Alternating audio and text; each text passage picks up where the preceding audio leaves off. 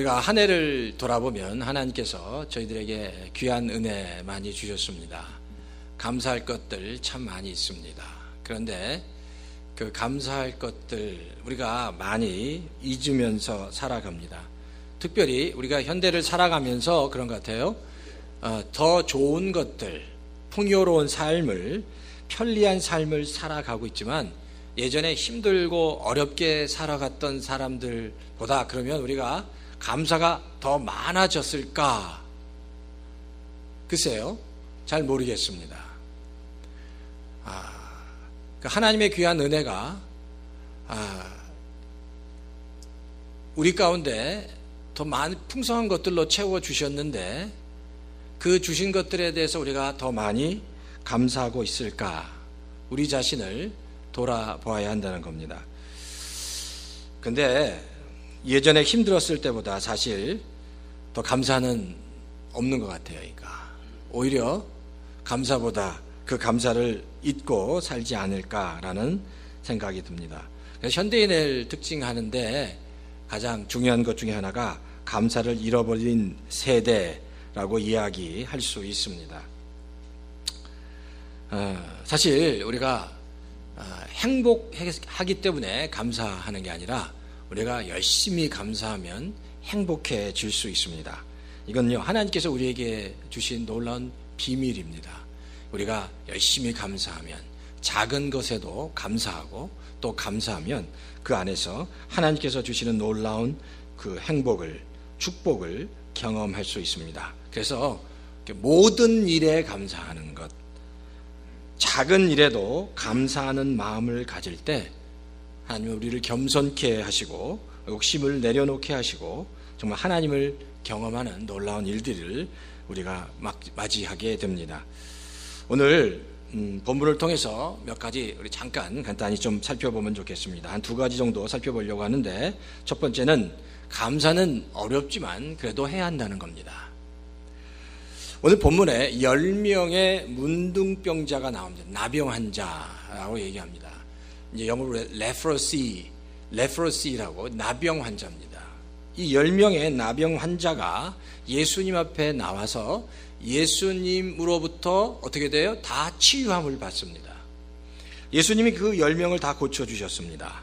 그런데 10명을 다 고쳐주셨는데 그 고침을 받은 10명 중에 5명도 아니고 6명, 7명도 아니고 9명이나 감사하지 않았다라는 겁니다. 오직 한 사람만 감사하는 자리에 나왔습니다.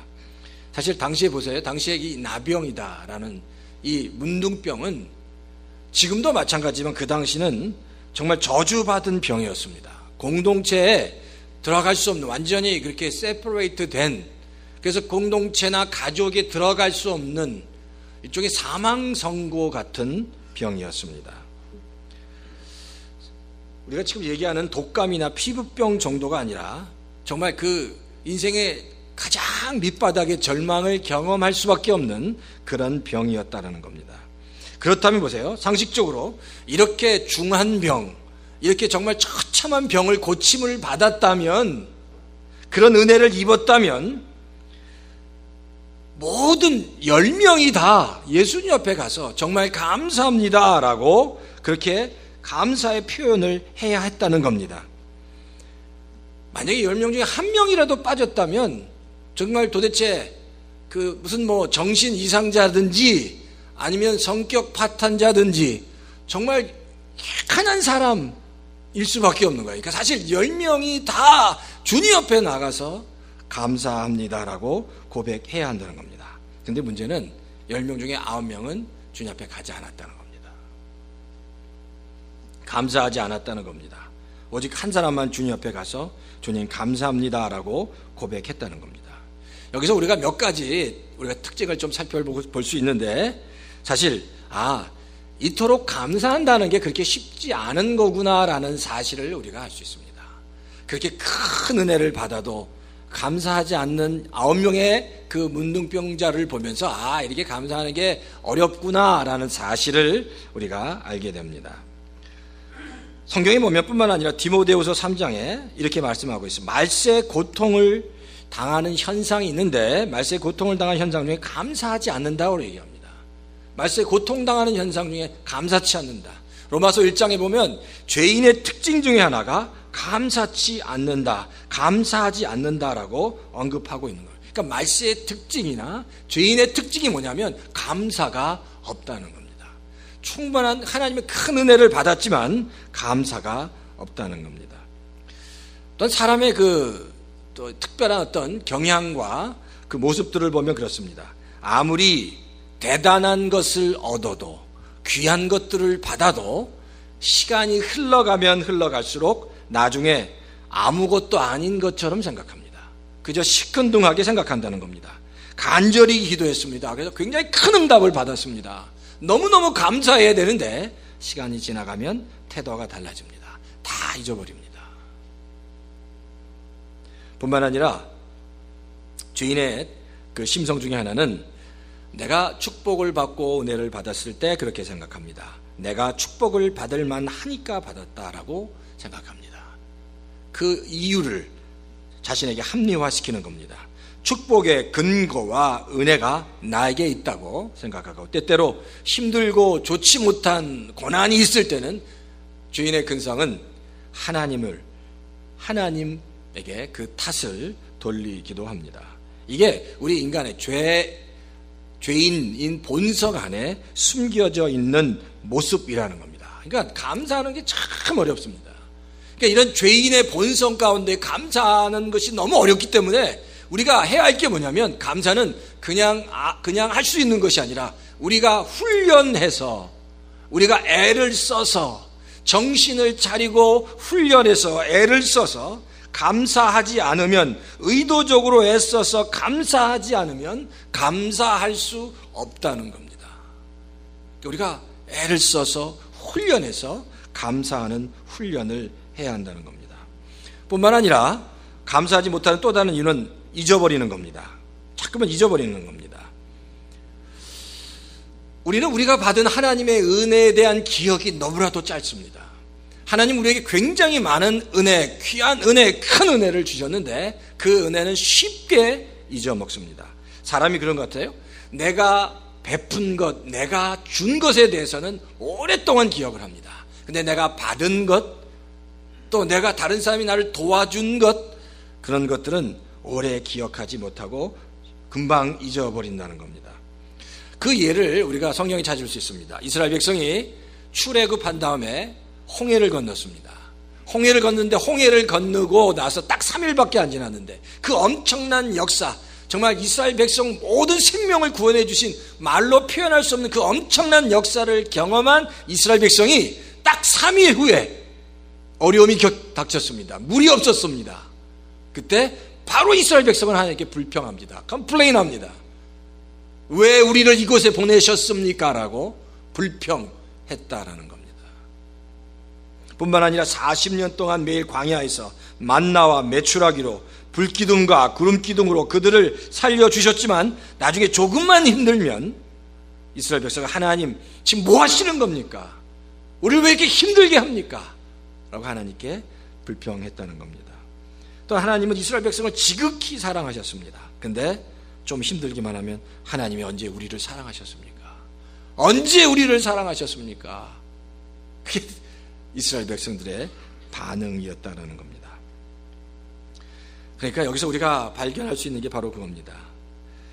사실 이스라엘 백성들이 불평한 이유가 있습니다. 뭘까요? 이스라엘 백성들이 불평한 이유, 이스라엘 백성이 하나님의 큰 은혜를 받지 못해서, 하나님의 은혜를 경험하지 못해서 불평한 게 아닙니다. 이스라엘 백성은 하나님으로부터 엄청난 은혜를 받았습니다. 그런데 그걸 다 잊어버린 겁니다. 하나님으로부터 받은 은혜를 잊어버렸기 때문에 불평했고 그들은 불행하다고 생각했습니다. 중요한 건 하나님의 더 큰 은혜를 내가 받는 것, 날마다 내가 하나님의 더 큰 은혜를 받는 것보다 더 중요한 것은 날마다 내가 받은 은혜를 기억하는 것, 잊지 않는 것, 하나님이 나를 사랑하셨다는 것을 잊지 않는 것, 기억하는 것, 그것이 더 중요하다는 겁니다. 받은 은혜를 기억해야 합니다. 그래서 성경은 이렇게 기록합니다. 시편 3편에 보면 내 영혼아 여호와를 송축하며 그 모든 은택을 잊지 말지어다 라고 얘기합니다. 그러니까 지난 시간에 우리가 했듯이 바로 신명기의 주제가 기억하라는, 하나님께서 우리에게 주신 은혜를 기억하라는 겁니다. 잊지 말라는 겁니다. 바로 잊지 않을 때 하나님께서 우리에게 주신 그 은혜와 축복을 더 간직할 수 있다는 겁니다. 사실 우리가 지금 감사의 달을 보내지만 항상 그런 것 같아요. 이 감사의 달을 보낼 때마다 가장 중요한 것은 정말 감사를 내 안에서 표현하고 또 감사로 채워지는 겁니다. 내가 아주 작은 것까지라도 감사하고, 때때로 우리가 힘든 것까지라도 감사할 때 그 안에서 하나님께서 부어주시는 놀라운 축복과 은혜가 있다는 겁니다. 감사를 채워야 합니다. 하나님께서 주신 은혜를 잊지 않고 작은 것, 조그만 것, 때때로 내가 힘들었던 것조차 그 안에서 하나님의 은혜와 감사거리를 찾아서 감사할 때 하나님은 우리에게 놀라운 하나님의 은혜와 하나님의 기적을 경험하게 해 주실 줄 믿습니다. 자, 두 번째는요, 감사를 진심으로 표현할 때 신앙이 완성된다는 겁니다. 본문에 보면 고침을 받은 9명의 나병 환자들, 그들도 주님을 향해서 감사하는 마음을 가졌을 겁니다.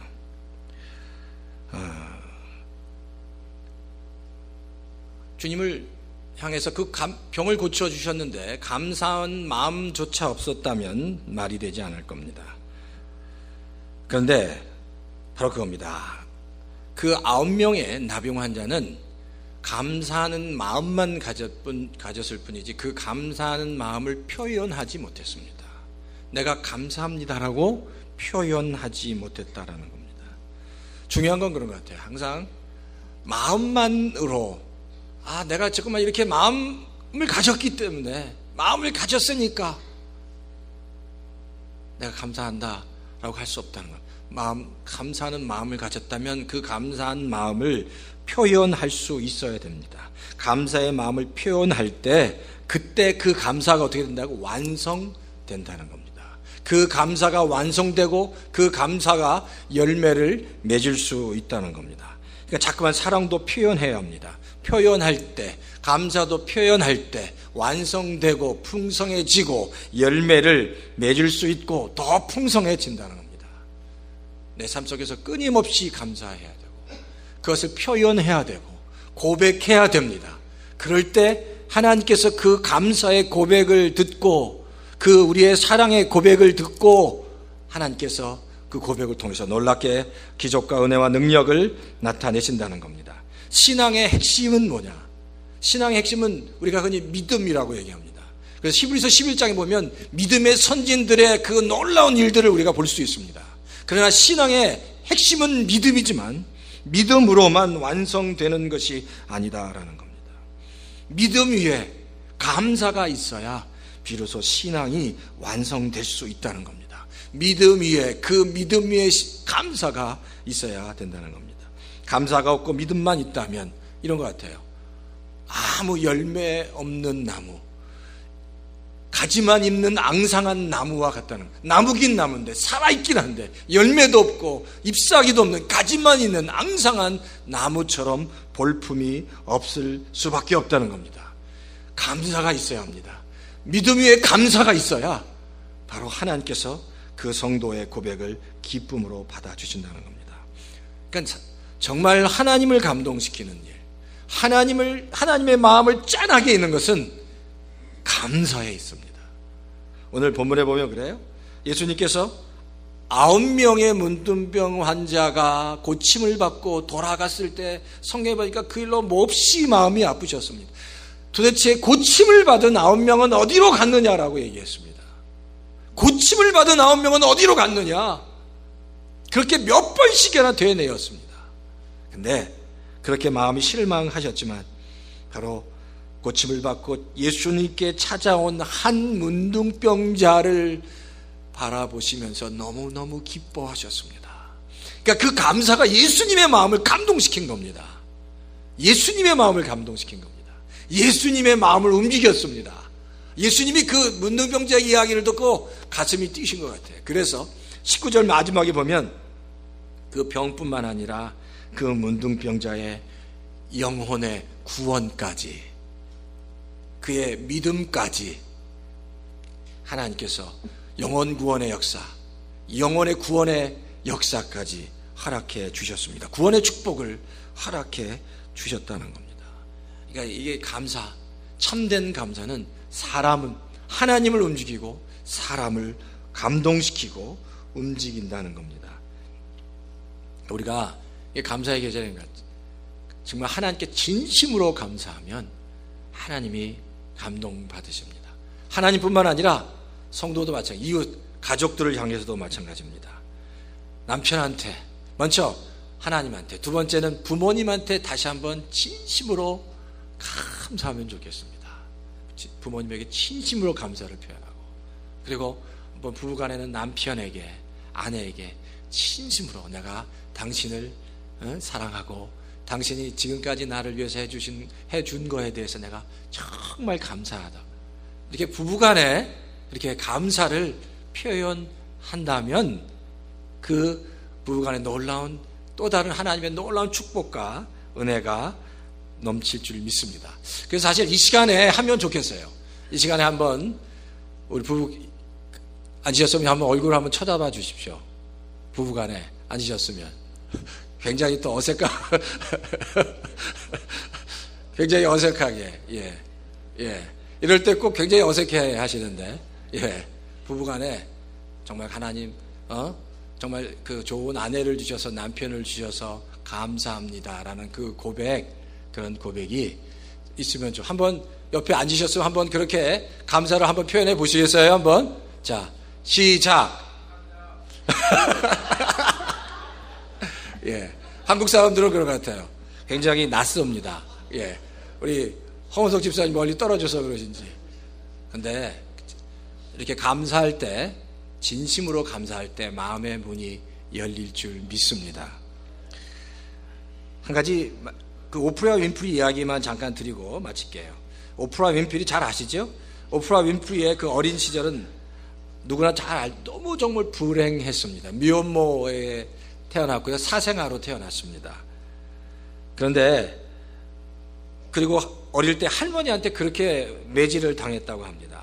할머니한테 늘 맞으면서 엄마와 아빠의 사랑 없이 자랐습니다. 근데 놀라운 건 그렇게 어렵고 불우한 환경에서 자랐던 오프라 윈프리가 나중에 우리가 알듯이 모든 미국 사람이 존경하는 그 여성의 첫 번째 1위로 뽑혔습니다. 그리고 그 모든 그 사람들이 정말 기대하고 고대하는 그 가장 좋은 상, 연예인들이 받는 가장 좋은 상은 다 받았습니다. 어떻게 이렇게 불우한 인생을 살았던 오프라 윈프리가 그랬을까? 제가 다시 한번 찾아봤는데 그 이유는 딱 한 가지였습니다. 엄마에서 떠나서 친아버지와 살게 됐습니다. 근데 친아버지와 새엄마랑 살면서 거기서 성경을 읽기 시작하고 예수님을 만났습니다. 그리고 성경을 읽으면서 그때 삶에서 일어나는 아주 작고 소소한 일들에 감사하기 시작했습니다.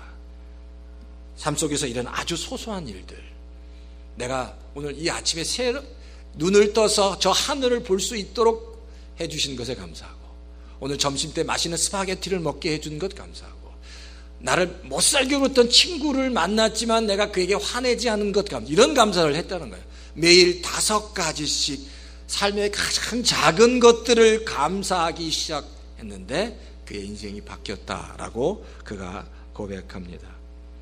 감사하는 능력이 있습니다. 거창한 감사가 아니라 삶의 작고 소소한 것, 하나님께서 나에게 주신 작지만 소소한 것들에 대해서 구체적으로 감사할 때 하나님께서 그 감사의 마음을 받으시고 우리에게 필요한 놀라운 것들을 채워주실 줄 믿습니다. 불평할 것을 찾기 시작하면 끊임없이 불평할 것이 나오지만 감사할 것을 찾기 시작하면 끊임없이 감사할 게 나옵니다. 그리고 감사를 통해서 더 놀라운, 더 귀한 축복과 은혜를 경험하게 됩니다. 시편 104편 100편 4절의 성경은 이렇게 기록합니다. 감사함으로 그 문에 들어가며 찬송함으로 그 궁정에 들어가서 그에게 감사하며 그의 이름을 송축할지어다 라고 얘기합니다. 감사할 때 하나님의 임재 앞에, 임재 안에 들어갈 수 있습니다. 우리가 진심으로 내 가족을 향해서, 부모님을 향해서 감사할 때 그와 다시 회복되는, 그 사랑이 회복되는, 그 관계가 회복되는 역사가 일어날 수 있습니다. 제가 목회하면서, 사역하면서 항상 안타까운 건 그겁니다. 감사할 때 진정을 두고 정말 마음을 나눌 때 그 마음은 반드시 이루어진다는 겁니다. 시간이 흐르지만 진심으로 이야기하면, 진심으로 나누면 나중에 시간이 흘러가지만 결국 그 감사, 진정 어린 감사는 반드시 열매로 맺어질 줄 믿습니다. 그리고 이지선 그 자매가 고백한 것처럼 정말 황당한 일에, 감사할 수 없는 일에 감사할 때 바로 우리의 아픔과 우리의 상처와 때때로 정말 그 모든 아픈 기억들도 회복되는 역사가 있고, 행복한 일, 기쁜 일엔 더더욱 감사할 때 더 큰 하나님의 축복이 우리에게 임할 줄 믿습니다. 이번 우리가 이제 감사의 달이고 연말 맞이하는데 많은 일들이 있을 텐데, 그때 다시 한번 잊지만 하나님께서 우리에게 주신 일 같이 함께 감사하면 좋겠습니다. 우리가 이제 12월 20일 날 열린 음악회 합니다. 다 그 모든 것들이 하나님 감사합니다라는 감사의 표시입니다. 나에게 너무나도 많은 은혜를 주셨습니다라고, 너무나도 많은 것들을 채워주셨습니다라는 것 다시 나누는 겁니다. 주변에 있는 사람들에게 나누는 겁니다. 나에게 주시는 같이 나누기 원합니다. 섬기기 원합니다. 이런 모습으로, 마음으로 정말 우리 2014년도 이제 추수감사절, 크리스마스 이 연말을 정말 좀 더 베풀면서, 나누면서, 섬기면서 보내시는 우리 성도님 다 되시기를 주의 이름으로 축원합니다.